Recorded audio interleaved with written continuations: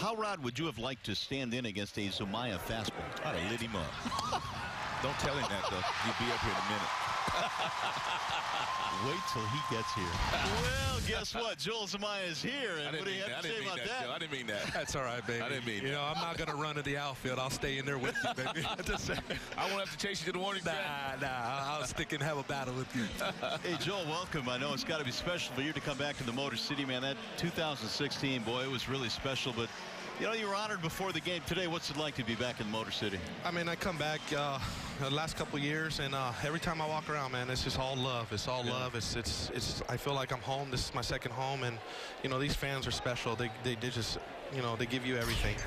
Joel, I remember in 2006, it was probably 2 weeks to go in spring training, and Jim Leland said that he already told you that you had made the team, but he didn't tell Justin Verlander that.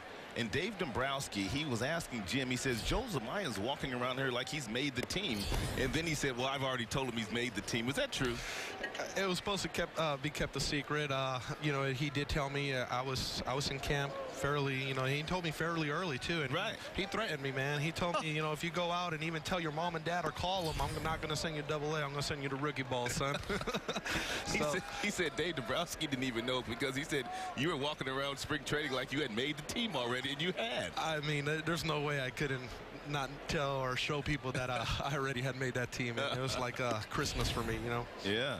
Well, Joel, think back to that spring camp, and you made the team, and all of a sudden you're part of the 2006 Tigers. And, you know, Jim always said, give me talent. You and JV had real talent. You were still real young, but, boy, that was a special start to your career. It was fun. You know, I got to meet JV in AA, and that's hit pretty well. That's down the right field line, and it's going to go up against the wall. Fair ball. Upton is on his way to second. That'll be a double. Jay Upton balling, man, the last few days. He is now 5 for his last 9 with a lot of extra base damage. But anyway, you were saying. Oh, yeah, you know, we butt heads in AA, and for a minute it was who had the hardest fastball, you know, and you can see once I met him, man, the talent was between me and him, and we were both starters. So once it came around to that year, you know, like you said, Jim had told me fairly early, hey, I got this guy Verlander, you know, he is the first rounder, first pick, you know, we're going to go ahead and give the fifth spot to him. But dude, you got talent too. There's no way we cannot take you. So he fished me in the bullpen, and you know, from there on, I give credit to Todd Jones, you know, because he schooled me in the bullpen. But other than that, man, I took it in. I didn't play around out there. I took it serious, but I did have fun. Joel, even though you were making the major league roster that particular year, but was there any level of disappointment that you were now not going to be a starter anymore, and now you were going to the bullpen? Well, you know, it was a different, you know, script for me.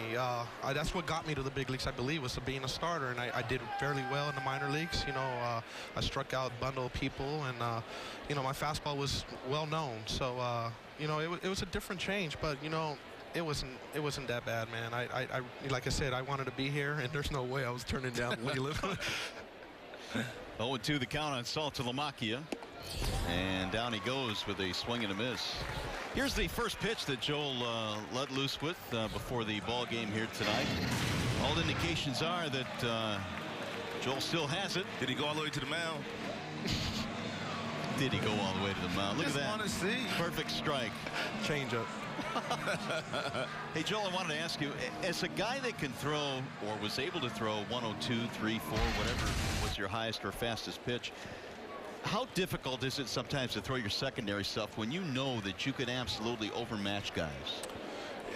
You know, for us guys, you know, when you have such a good one pitch, you know, you stick to it. And, you know, I did, my first 2 years, I did have a fairly good breaking ball. I did get away with it because I got happy with the fastball a couple years after that. But, you know, it's hard. It's hard to go and snap a snapdragon on someone when you know you can rear back and throw at 103.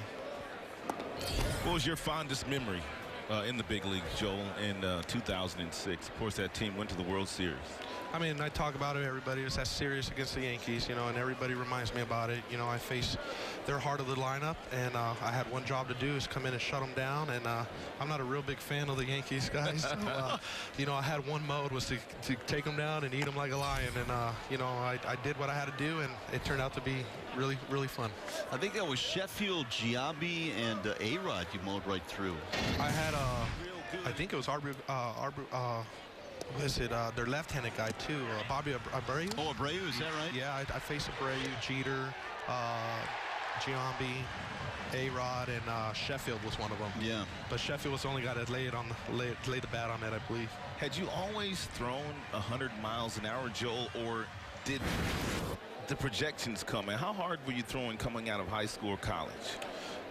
You know, I was an 89, 90 guy. Really? Yeah, dude, I was a lot smaller too. You know, the highest I did, I think I got me noticed was I hit 93 against this kid named Jesse English, and it was Baseball America was there, and no one knew who I was. Right. So I had a good outing against him. We both went 7 in. I lost the game 1-0, but we were both hitting 93. He was 94, 95. But for a lefty, you know, that's God's gift a little bit. So, you know, I got noticed that way, and you know, I went to rookie ball. My first outing in rookie ball. It's a different atmosphere, man. You know, you feel the vibes and you feel the competition. So my first outing was 95, and then from there on, it just started going up, up, Wow. up, up. Ian Kinsler batting now with 2 outs. Upton at second base. Still scoreless here. We're talking with Joel Zumaya. There's a chopper to third base. Tough play, and Donaldson makes the play. And Joel, we appreciate it. Best of luck. Great to see you again. Thank you, baby. Thank you. Already. Guys. Always a pleasure. Yeah, Joel that's it Zumaya. now. They called him Zoom Zoom. Yes, they did.